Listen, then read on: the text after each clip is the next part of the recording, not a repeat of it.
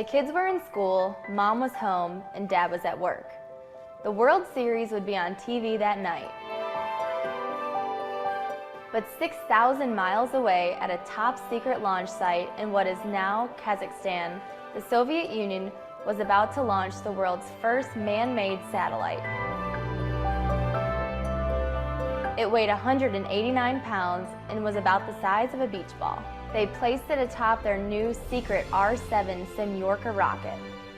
They launched it at 10:29 p.m., which was right around lunchtime on the East Coast.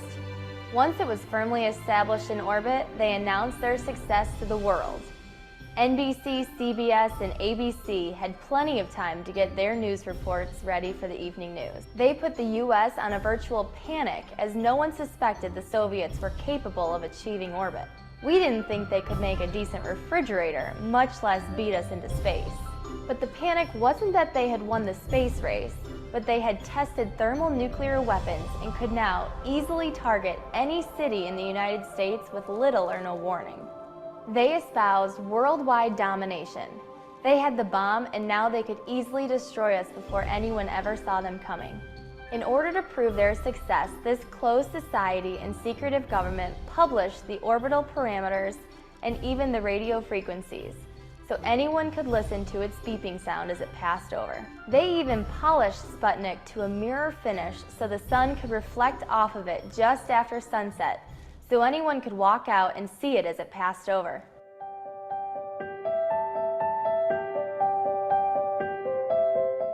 So let's skip ahead to Monday. It was lunchtime at the Johns Hopkins Applied Physics Lab.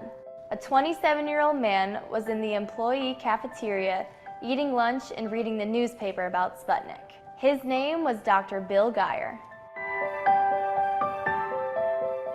He had a doctorate in theoretical physics and had done early computer modeling of hydrogen bomb effects for the government. His friend, George Weifenbach, joined him at the table. George was also in his late 20s, and he was equally brilliant. A Harvard undergrad who had just completed his dissertation for his PhD in microwave spectroscopy.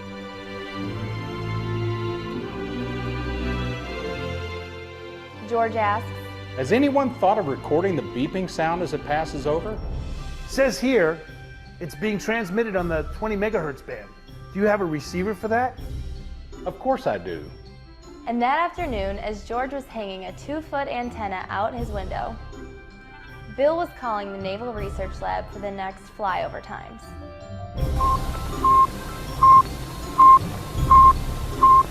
But Bill noticed right away a very pronounced Doppler effect. You all know what the Doppler effect is, that change in pitch when a car or a train or airplane goes by. That evening after dinner, Bill and George went back to the office. Bill brought his new tape recorder from home, and they hooked it up to George's radio. Ever the scientist, George was able to simultaneously pick up the transmission from the Bureau of Standards radio station, WWV, which was only 12 miles away, in order to establish a standard frequency and time baseline. He overlaid the beeping with the baseline information. That's when Bill said, I think I can determine the orbital parameters of Sputnik based solely on its Doppler. He did, and it turned out to be incredibly accurate. Now remember, this wasn't official work, they were just messing around. In time, they let their bosses know what they had been up to. Their boss was Dr. Frank McClure. Now, if you thought Bill and George were smart, the guy who Bill and George admired was Dr. McClure. Dr. McClure listened and looked at their data and equations and considered the ramifications of this new revelation. Orbit determination using only the Doppler effect. Dr. Bill Guyer later wrote, on Monday, March 17, 1958, Frank McClure called us into his office and asked us to close the door. Dr. McClure asked, If you know where the satellite is, can you invert the equations to determine where the observer is? In other words, could they use a satellite for navigation on Earth? didn't take long for them to reply. Absolutely. The concept for satellite-based navigation, in other words, GPS, was born. But at that point, they didn't know just how tough the road ahead was going to be.